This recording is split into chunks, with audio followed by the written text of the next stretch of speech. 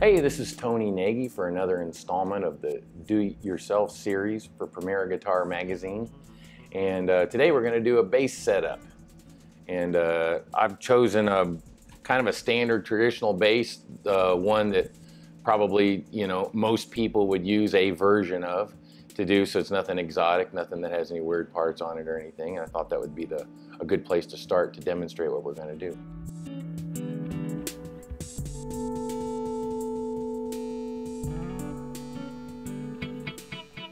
The first thing we do before I do a setup is really just inspect the instrument and get kind of an overview about it, what it might or might not need. So that's what we're going to do initially. I know that it's tuned to pitch. That's an important thing, and we're going to come back to that several times during the video, and understanding as that we set it up, after each thing that we do to the instrument, it needs to be back at pitch again, or we're not getting a clear indication of where all those different attributes or how they're affecting the instrument.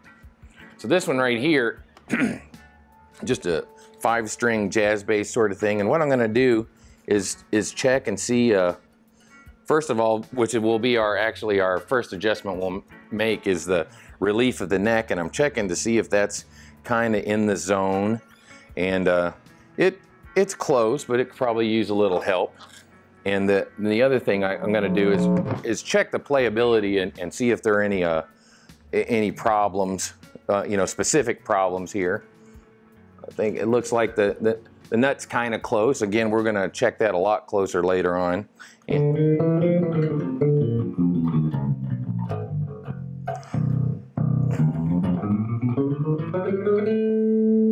Now I don't see that it's that there's anything specifically, horribly wrong. The action's a little high, and we don't know what the intonation might be like until we check that out. So it's in pretty good shape. I don't see any like huge problems, but we're going to get down to the details of how this instrument is doing as far as the relief, the nut height, where the bridge is set, and all that things. And so let's get started. The first thing we're going to talk about is neck relief, because that's really the first thing that you need to take care of before you make any other adjustments. And when we talk about neck relief, what we are talking about is the curve or the bend in the neck with the strings at tension. And so the first thing I'll do, we have to talk about, is how do I check neck relief? Well, a lot of times you might see somebody looking down a neck or kind of eyeballing it and think it can be kind of an optical illusion looking down a neck, because the edges may indicate some curve and there's not really any curve in the top of the frets and things. So the real true way to check is to actually use your string as a straight edge. Usually I'll put a finger at the first fret and another finger, let's say, somewhere between the 15th and 17th fret. And then I can check and see how much space there is between the bottom of the string and the top of the fret. And as I'm checking this right here, I see there's a fair amount of space right there. I could probably do to lessen that some. Now, how much relief you use is also going to be according to playing style. If you play real lightly, and maybe are a technical player, play music that's really technical, chances are you're going to want your neck a little straighter than a guy maybe who plays a rock guy whose stroke starts about here. Or pick players and fingerstyle players have different things that they need. But what I'm going to talk about in all the adjustments are kind of the middle of the road, kind of average place that you want things to sit. And so the first thing we're going to do, I see that I could probably take out a little relief, as it would be for me as a player. Well, let me show you what I'm talking about when I talk about the relief and the space there.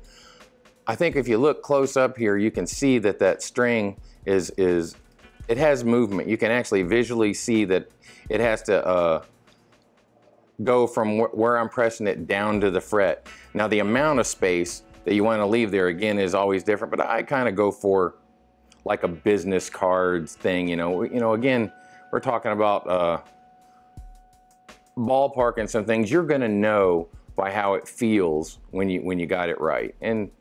And that's the biggest thing for you.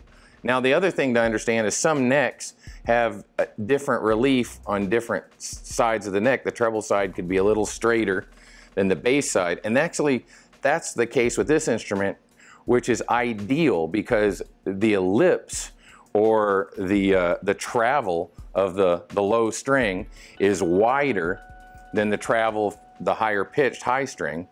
And the reason we have relief at all is because of that ellipse. When it vibrates in the middle, it needs to have space, it needs to have clearance to be able to vibrate before it rests and make the note at pitch. Now what we're going to do now is actually adjust the truss rod. Now I know that this particular client likes his action low, he's a light player. Now before you can see the bounce in the string, but probably for a normal player, that's probably close, but I know that this neck needs to be just a little straighter. Now, in talking about using tools, your truss rod tool on the neck, one thing that you really have to be aware of, if the tool didn't come with the instrument, use the proper tool for your instrument, and it has to fit snugly, whether it's a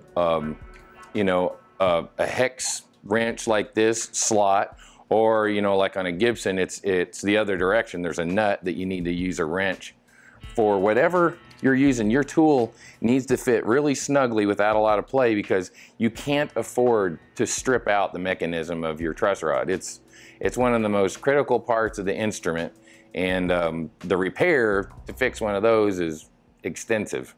The other thing I wanted to mention is that most instruments will adjust to tighten the truss rod.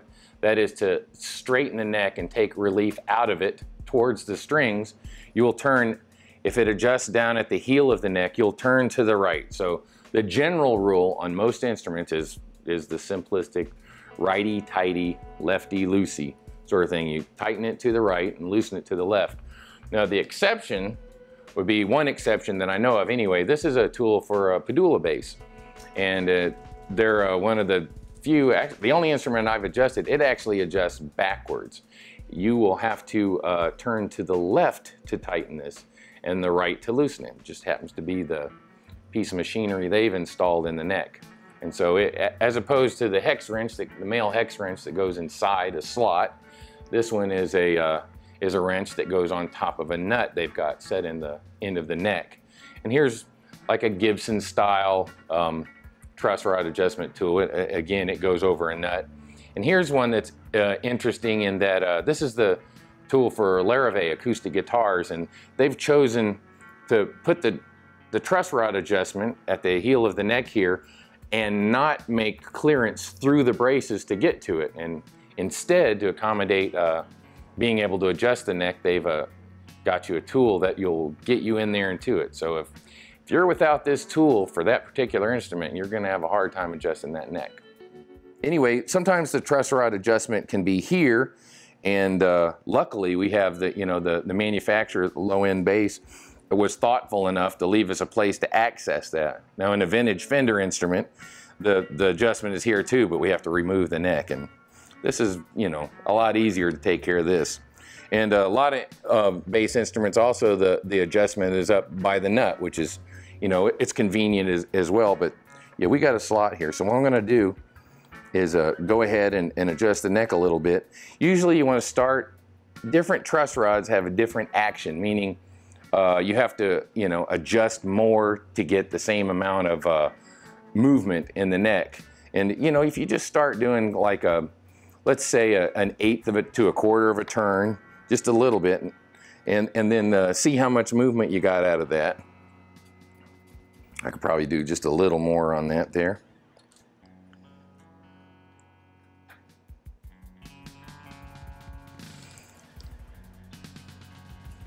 Now I think that's going to be the right thing. Of course, we won't know really until we get everything set up and I play it. We might have to make a little minor adjustment later, but I think that's going to ballpark it there and get it really close so we can do our next adjustment. Okay, the next thing that we're going to do is check and see what's going on with the nut.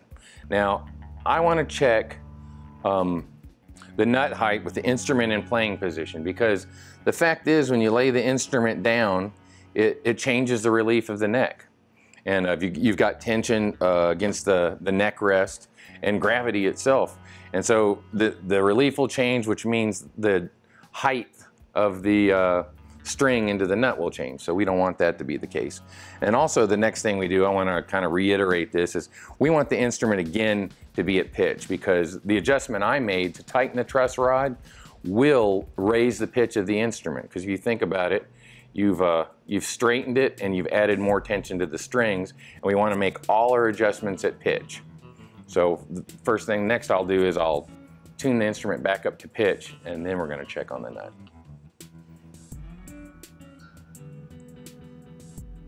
Okay, to check the height of the string going to the nut, what I do is I'll put a finger on the 2nd fret, and then I can check and see what the clearance is of this string over the 1st fret, and that'll let me know, you know, what height it is at the nut. Ideally, what we'd like to have is, on guitars, it's a little lower. With bass, you know, again, we're going to use something you're used to, probably a little less than a business card. But if you start at a business card's thickness there, as far as the space, I think that's a good ballpark. And the reason we don't want it too high is that when you're playing notes, 1st and 2nd fret, if the nut is too high, the playability won't be good, and you'll raise the pitch of the string too far. It won't play in tune with itself. So that's the reason we want that, the 2 reasons that we want that the nut height right. Now, as I'm looking at this one, it looks like that G string is just right. D string is just right.